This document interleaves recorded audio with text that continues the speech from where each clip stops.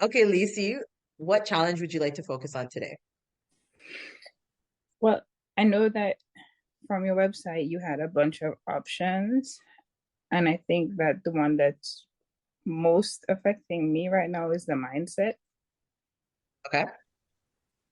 Yeah.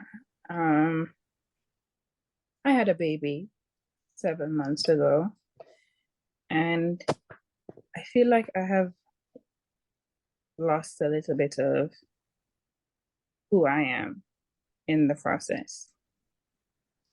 Um, Everything is now that I'm a mother, and everything's about her, and I don't sleep that well, and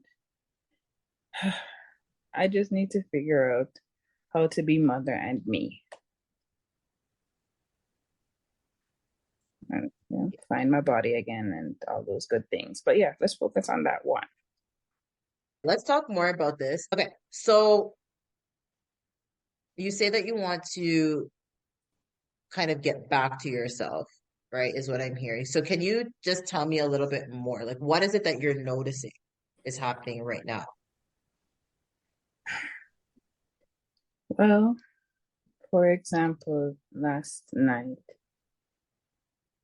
it was almost like it came as a shock to me that the life I had before is just no more and it will never ever be again. I'll never just be an individual surviving or having to just live. Everything has to be, you need to feed this baby. You need to keep this baby healthy. You need to keep this baby alive.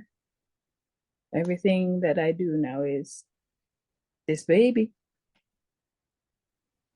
So you needing to feel basically you feeling like this baby, from what I'm understanding, is like you're responsible for everything for the baby. And Yeah. so how is that affecting you? Like, what are you noticing in terms of how you feel about yourself? Well, I already had to give up my body for this process. I don't feel like I take care of me in terms of physically. I have to figure out making time to eat. I have to figure out just making time to breathe. It just, she's with me 24/7 pretty much. And I can't do anything about that. I'm her primary caregiver, and it's even worse now because she refuses to sleep in her crib for the past like 3 weeks. Yeah, I definitely can relate to that. So let's talk more about this. If you were to use a word or even like three words to describe your feelings right now, what would you say? Overloaded, tired, hopeless. Okay. And these feelings, if you recognize that you're feeling overloaded, you recognize you're feeling tired and hopeless, how how does this impact your day-to-day life? So in terms of how you move through your days. I still have to be happy and kind and loving to the baby. But then there's this underlying part of me just getting through the day, getting through the motions, dreading the nights, and knowing that I won't be able to sleep well. Even if I could get to sleep, she won't really be at peace enough for me to be at peace. It's almost like there's just always something happening in your mind. Like there's just no um is what I'm Yep. hearing. There's always something happening in the mind. There's no sense of like peace or just stillness for a second. Nope. Uh, Everything is always on. mhm. And I mean, I love this baby. I am Of glad to course. have her. She is Hmm. amazing. She is beautiful. She is all the things. All the But things. she is taking me down. I can definitely see that. And that's, that's the reality of the situation and that is okay. And okay, so we have this idea of how you're feeling and how that is kind of playing out in your life. So tell me on a scale of 1 to 10, in terms of how you feel right now, not about the baby, but more just about yourself, like your space. If you had to give a number about your contentment with your relationship with yourself, what number would you give that between 1 and 10? One being very low, 10 being very high. Mm, 4. Okay. Okay, that's just for us to get a gauge, right? On where are you at in this relationship with yourself? And where would you like to be realistically? Where would you want to aim for? 7, 8. Let's just imagine for a minute what it would feel like if you didn't feel so overloaded. What would you be experiencing? What would look different in your life? I would be rested. I would feel like I have more control over myself or my day at least.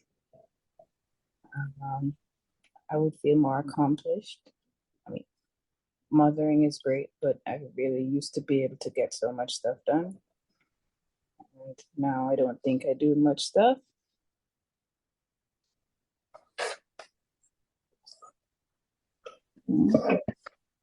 I want to feel like myself, at least look like myself.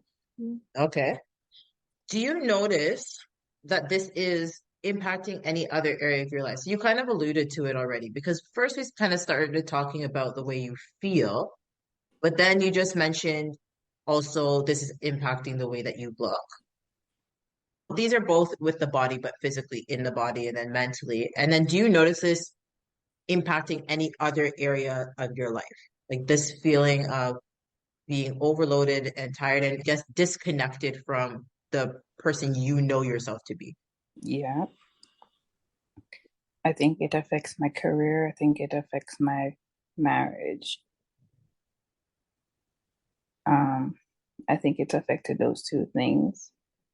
Just with the Okay. career part, I don't think I'm achieving what I usually would, or Mm-hmm. even like I'm trying to pivot to something new. Mm-hmm. I still don't think I dedicate enough to it, or I'm able to dedicate enough to it. And then with the marriage, um, we're both navigating this new baby and stuff, but I don't think we get that much time to ourselves anymore. And even if we do, I don't think we know what to do with the time.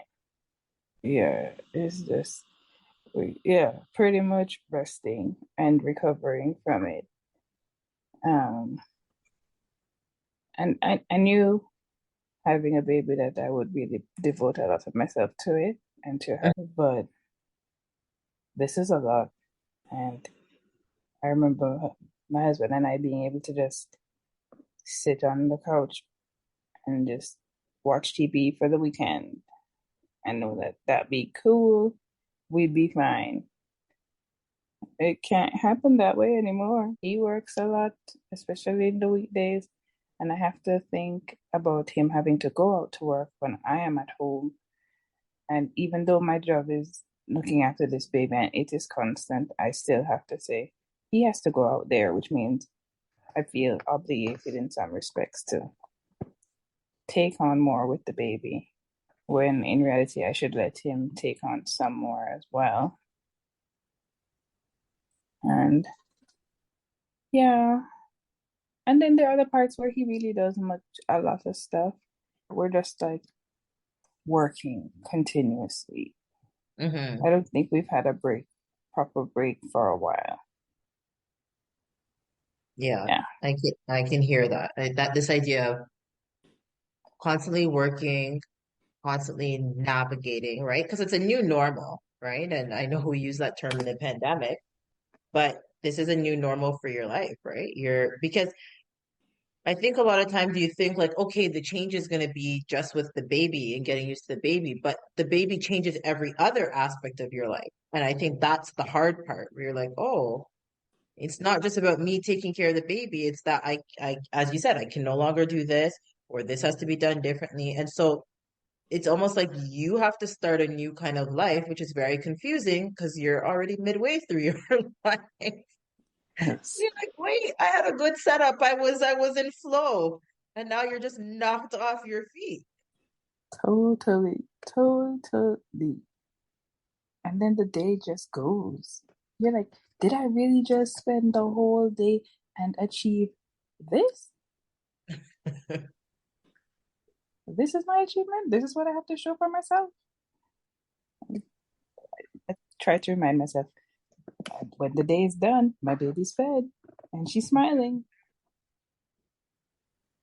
Mm. I wouldn't say I'm a motherhood expert or anything because clearly I'm in it for the first time too. But I do think that if your baby's happy and your baby's safe and your baby's needs are met, their physical needs and their emotional needs, then I truly do believe that as a mom, you have done your job and anything else is bonus. So pat pat to you and give yourself a clap.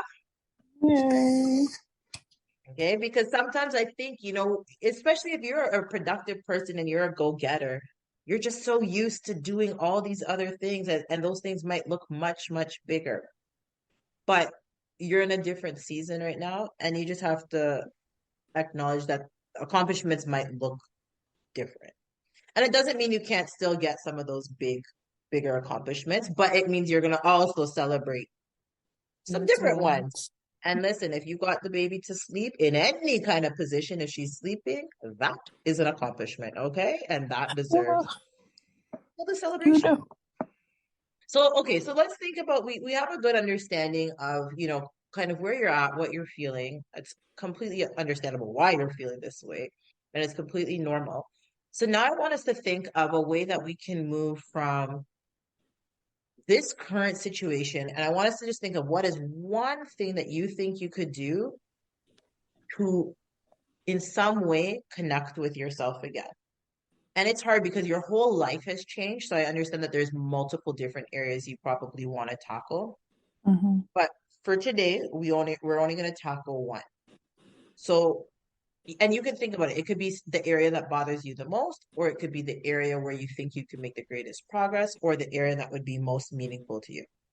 So I'll just give you a second, but I want you to think of what's one thing you could do that would make you feel like Lisi again. I think I should at least get a haircut. Okay. And And I started wearing my hair short about a year and a half. mhm, Right now, it's looking kind of raggedy, not my best look. And I, I think sometimes it's just probably doing something like that that just makes me kind of feel like I tried. okay. I mean, all the other type of maintenance things, I I'd like to, but Mhm. they're much more intensive and more involved. And at least the hair is on my head, so I'd at least be face first. Yes. And okay, good.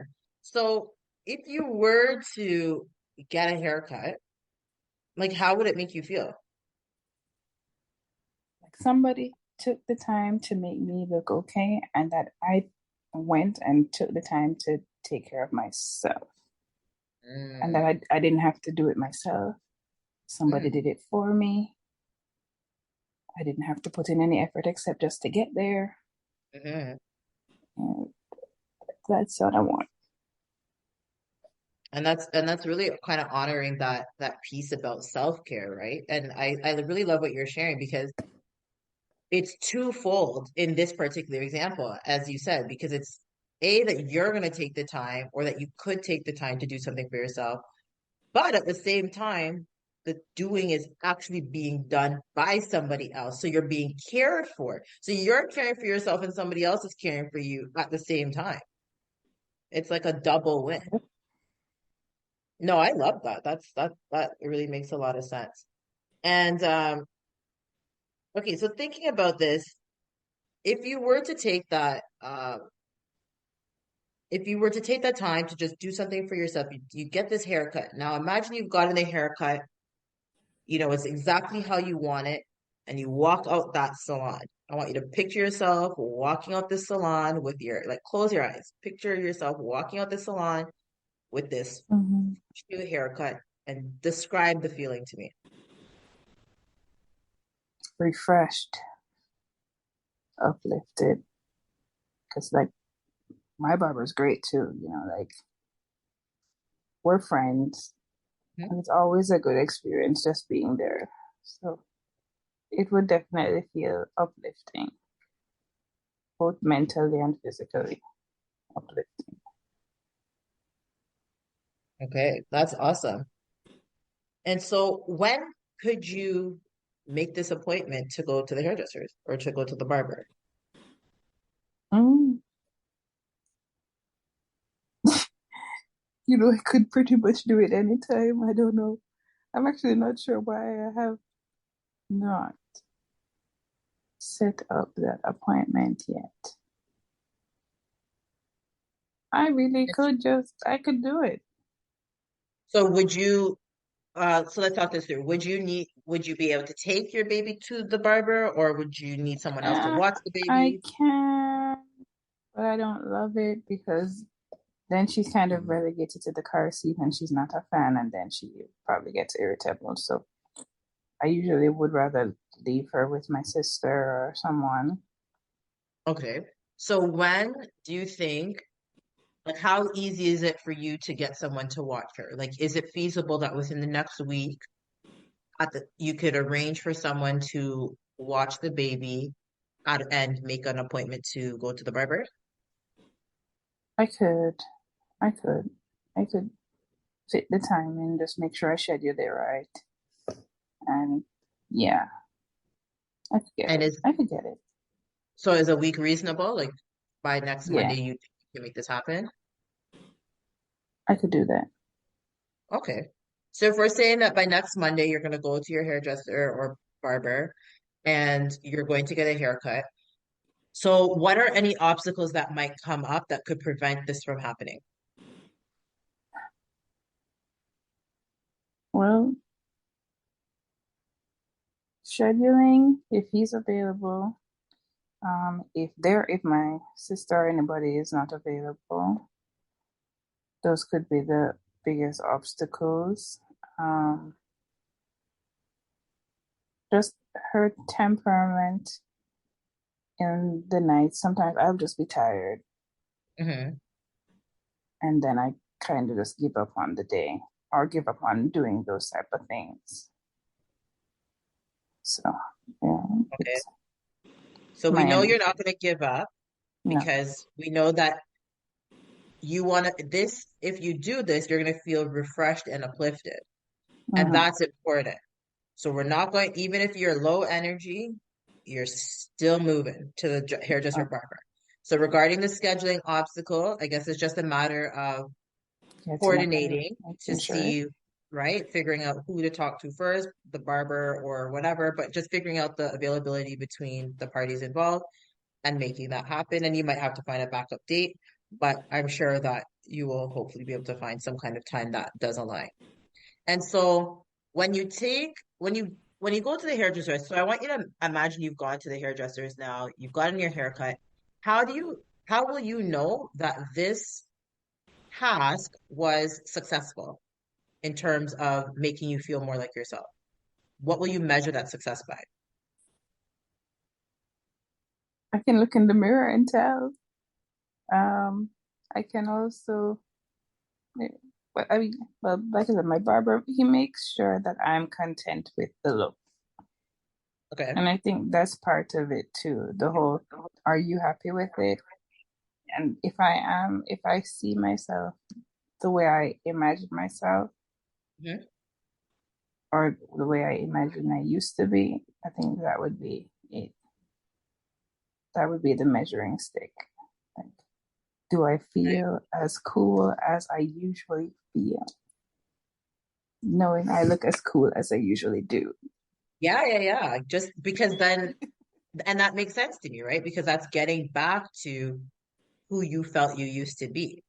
I saw it like as soon as you said the mirror, you were smiling already and you haven't Mhm. had the haircut yet. but you were smiling just thinking about how am I going to look when I look in this mirror? So I'm actually really excited. Oh, I'm actually really excited for you. So in this decision, who's going to support you? Like, who can support you to make sure that this happens? My Because a lot husband. of times we plan something in our head and then we back out or it doesn't end up happening. My husband, he'll ask, he'll try and keep me accountable at least Okay. if I tell him, but I So have to tell him. yes. Are you able to tell him tonight? I can tell him. Okay. And and I want you to just make sure you tell him. So you just tell him this is the plan that you have already made. And I want you to actually get the plan into motion before you even talk to him. So reach out to if not the barber, then your sister, or if you can reach out to both of them before you talk to your husband, great. So that way you've already gotten the ball rolling because sometimes we think we're telling our support person or our partner, but then we're almost asking them for permission, Mm, really. And I want you to make sure that you're not asking for that permission and you're not waiting for someone else to validate or acknowledge that you should do this. I want you okay. to realize for your own self, no, I know I need to do this for myself and I am doing this for myself. Okay. I All can do right. So you're just going to let him know this is what you're doing and can he help hold you accountable? I All can right. do that. Okay, good. So I'm just gonna before we continue, I just want to take a moment to go over what we've talked about so far. So Lisa, you kind of came to me today talking about just challenges with your mindset. You're 7 months postpartum, and you just feel disconnected from the person that you used to be. You feel like you've lost who you were. You're affected by a lack of sleep and Yep. just navigating the new world of being a mom. You feel like your body has been given up to support your baby's needs. Your time has been given up to support your baby's needs. And basically, all the available space in your brain has been given to your baby. And you're very blessed and happy to have your baby. And you're happy to be a mother. But you are feeling overloaded. You're feeling tired and just a bit hopeless. And you want to feel like the person you used to be. You want to feel happy. You want to feel connected to yourself and that you are still able to achieve things in life outside of your baby. So, one thing that would help you get back to yourself that you've decided is that you should get a haircut and you believe that for you, a haircut and how your hair looks directly is connected to how you feel. But not just for you, it's not just a physical thing about how the haircut makes you feel from a visual perspective, but it's about the fact that somebody else is going to be taking care of you. And that's what you really want. You really want to put your hands into somebody else and just have somebody else care for you and you feel acknowledged and you feel seen in that moment and it has nothing to do with your baby actually won't even be in this space, so it's truly a time where you can have self-care for yourself and it'll also be a big step for you because you are going to have to make that time and have to go to the barber. And by doing that, you are reminding yourself that you matter and that you do need to care for yourself too. So it's kind of like a double Yes. win. And when you do this, you envision that you're going to feel refreshed and uplifted. And it's going to make you feel better mentally and physically because you really know that this barber, it's not just about the haircut. This barber makes you feel good and they look at you as a person and just ensure that you're okay. And this is going to really help you. So, because of that, you've decided you're going to get a haircut within the next week. Hmm. So, by next Monday, you are going to schedule with the barber, and you've identified that your sister will be able to help you watch the baby so that you can do this for yourself. Hmm. And your husband is going to hold you accountable to make sure that this happens. Have I missed anything? No, you did great. Actually, just hearing it all put together was very nice. Like, Okay, yeah, good. And yeah, sometimes that's so exciting, right? Just to hear what's happening in your head and just hear it out loud from somebody else. Uh, yes, that yeah, was good. I good. totally see it happening now. How does that sound to you? I think it's a good plan. I like it. Yeah. But Final question, Lisi. What was it like to be supported, and what was it like to experience this coaching today? I appreciated it actually. It's kind of funny when you realize sometimes it's just the things that are right in front of you, but you need somebody to point you in the direction. And I appreciate it. It was definitely worth the time. Good. I'm glad to hear Mhm. that. And I just want to give you a round of applause and celebrate you, okay? Thank you. Because even you just taking this time, this 20 minutes to for us to talk to each other and for you to focus on you, that's where it starts. This is you putting yourself first because you matter. And I'm so proud of you for that.